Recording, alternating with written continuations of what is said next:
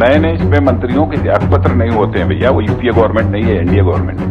અમારી સરકારમાં મંત્રીઓના રાજીનામા નથી હોતા.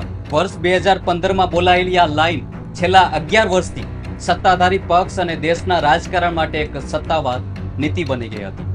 ટ્રેન અકસ્માત હોય, પુલ ધરાશયી થવાની ઘટના હોય કે પછી પેપર લિંકના મુદ્દા હોય, અત્યાર સુધી દર વખતે જવાબદારી અધિકારીઓ કે એજન્સીઓ પર નાખી દેવામાં આવતી હતી. પરંતુ 25 જુલાઈ 2026ના રોજ કેન્દ્રીય શિક્ષણ મંત્રી ધર્મેન્દ્ર પ્રધાનનું રાજીનામું આવે છે.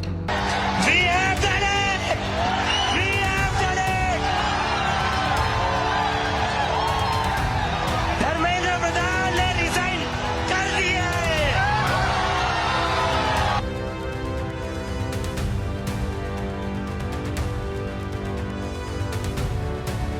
અને 11 વર્ષ જૂની આ લાઈન એક જ ક્ષણમાં તૂટી જાય છે. नए नए इसमें मंत्रियों के त्यागपत्र नहीं होते हैं भैया, वो यूपीए गवर्नमेंट नहीं है, एनडीए गवर्नमेंट है। આ રાજીનામું માત્ર એક મંત્રીનું પદ છોડવું નથી, પરંતુ ભારતીય રાજકારણમાં પરસેપ્શન એટલે કે ઇમેજ અને દબાણની એક નવી રમતની શરૂઆત છે. રાજકારણમાં કહેવાય છે કે પ્રોપોગેન્ડા અને પરસેપ્શન એ સૌથી મોટું હથિયાર છે. જે ખરેખર બન્યું છે તે અડધી વાર્તા હોય છે, પરંતુ લોકોને જે દેખાડવામાં આવે છે તે પૂરી વાર્તા બની જાય છે. ધર્મેન્દ્ર પ્રધાનના 2 પાનાના રાજીનામાના પત્રમાં ખરી લડાઈ પદ છોડવાની નહોતી, પરંતુ આવતીકાલે દેશના રાજીનામાને કયા નામે યાદ રખાશે તેની હતી. પત્રમાં 40 વર્ષના રાજકીય રેકોર્ડની વાતો છે, સરકારી એક્શનના દાવા છે અને એક વિશેષ શબ્દનો ઉપયોગ થયો છે: રાષ્ટ્ર વિરોધી તાકાતો. જે મંત્રી પદ છોડી રહ્યા છે તેઓ પણ જતા જતા એ જ જૂના રાજકીય શસ્ત્રોનો ઉપયોગ કરી રહ્યા છે. પરંતુ સમગ્ર પત્રમાં 22 લાખ વિદ્યાર્થીઓ અને તેમના ભવિષ્ય સાથે થયેલી ગડબડી અંગે એક પણ વાર માફી કે પસ્તાવો વ્યક્ત કરવામાં નથી આવ્યો. હવે સૌથી મોટો પ્રશ્ન એ છે કે શું આ કેન્દ્ર સરકારનું ઝૂકવું છે? જવાબ છે હા, સરકાર ઝૂકી છે, પરંતુ કોની સામે? શું વિપક્ષી નેતાઓ કે રાજકીય પક્ષો સામે? બિલકુલ નહીં.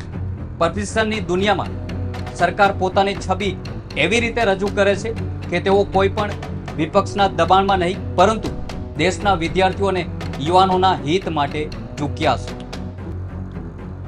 રાજકારણમાં બાળકો કે યુવાનો સામે હાર સ્વીકારી એ હાર નથી ગણાતી, પરંતુ વાસ્તવ્ય અને સંવેદના તરીકે દર્શાવવામાં આવે છે. વિપક્ષ પાસે આ મુદ્દાનો શ્રેય લેવાનો કોઈ રસ્તો ન રહ્યો.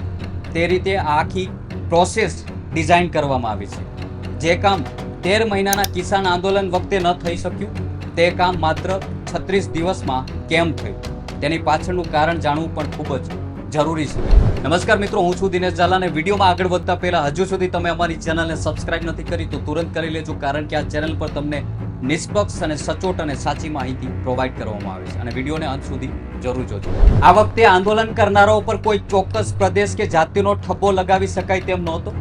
આ વિદ્યાર્થીઓ દરેક રાજ્ય, દરેક વર્ગ અને તમામ રાજકીય પક્ષોના પરિવારમાંથી આવે છે. આ ઉપરાંત 2026ની આ સરકાર ગઠબંધન અને બહુમતીના નવા સમીકરણો પર ચાલી રહી છે, જ્યાં જન આક્રોશને લાંબા સમય સુધી અટકવાનો પ્રશાસન માટે અત્યંત મુશ્કેલ બની ગયો.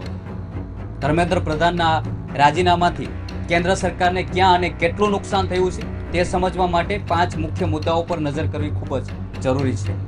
પહેલો દંત, અત્યાર સુધી સરકારની સૌથી મોટી તાકાત એ હતી કે સરકારે ક્યારેય રાજીનામું નથી આપ્યું અથવા સરકાર ક્યારેય ઝૂકતી નથી. આ એક ધારણાને કારણે દેશમાં કેટલાક વિરોધ પ્રદર્શનો શરૂ થતા પહેલા જ પૂરા થઈ જતા હતા. પરંતુ આજે એ દિવાલમાં પહેલી મોટી તિરાડ પડી ગઈ છે. હવે દેશને ખબર પડી ગઈ છે કે જન આક્રોશથી નિર્ણય બદલાવી શકાય છે.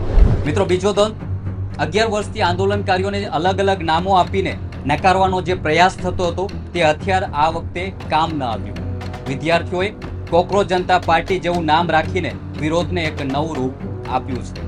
અને ત્રીજો દંત, આ નિર્ણયથી સૌથી મોટી અસર વિપક્ષમાં નહીં પરંતુ કેબિનેટના અંદરના માહોલ પર પડી રહી છે.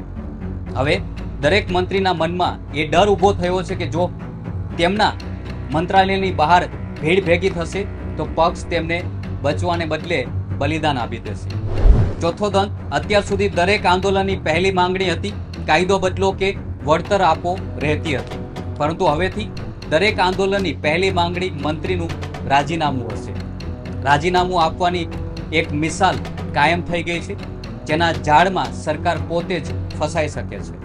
અને પાંચમો અને સૌથી ઊંડો દંત છે જે સમયનું ગણિત. જો આ રાજીનામું 20 જુલાઈના લાઠીચાર્જ અને કોર્ટની કાર્યવાહી પહેલા આવી ગયું હોત તો સરકારી નિર્ણય સમજદારીથી ગણાય, પરંતુ લાઠીચાર્જ અને ભારે દબાણ બાદ લેવાયેલું રાજીનામું દયા કે સંવેદના નહીં, પરંતુ રાજકીય હાર તરીકે જોવામાં આવે છે. આ ઘટનાએ સાબિત કરી દીધું છે કે હિન્દુ મુસ્લિમ કે ધ્રુવીકરણના મુદ્દાઓથી આગળ વધીને જો વાસ્તવિક નીતિઓ અને યુવાનોના પ્રશ્ન પર ઘેરાવ કરવામાં આવે તો સરકારને નિર્ણયો બદલવા પર મજબૂર કરી શકાય છે. આ રાજીનામાની ખરી જવાબદારી આજે નહીં, પરંતુ આગામી 4 ઘટનાઓ પરથી માપી શકાશે. પહેલી ઘટના આવતા અઠવાડિયે જ્યારે સંસદમાં પેપર લીક વિરોધી નવો કાયદો રજૂ થશે. બીજી ઘટના નવા શિક્ષણ મંત્રી એનટીએને અને પરીક્ષા પદ્ધતિમાં શું ફેરફાર કરે છે. અને ત્રીજી ઘટના એનટીએની અંદર ખાલી પડેલી જગ્યાઓ અને કાયમી સ્ટાફની ભરતી ક્યારે થાય છે. અને ચોથી ઘટના ધર્મેન્દ્ર પ્રધાનને ભવિષ્યમાં સંગઠનમાં કે સરકારમાં કઈ નવી જવાબદારી સોંપવામાં આવે છે. શિક્ષણ મંત્રીના આ રાજીનામા અને દેશના યુવાનોનો આંદોલન અંગે તમારું શું માનવું છે? શું આ નિર્ણયથી સિસ્ટમમાં સુધાર આવશે? કમેન્ટ સેક્શનમાં તમારો અવાજ ચોક્કસ જણાવજો. અને આવી વધુ રસપ્રદ ન્યૂઝ સ્ટોરી જોવા માટે અમારી ચેનલ સાથે જોડાયેલા રહો. મળીશું નવા એપિસોડ સાથે. જય હિન્દ.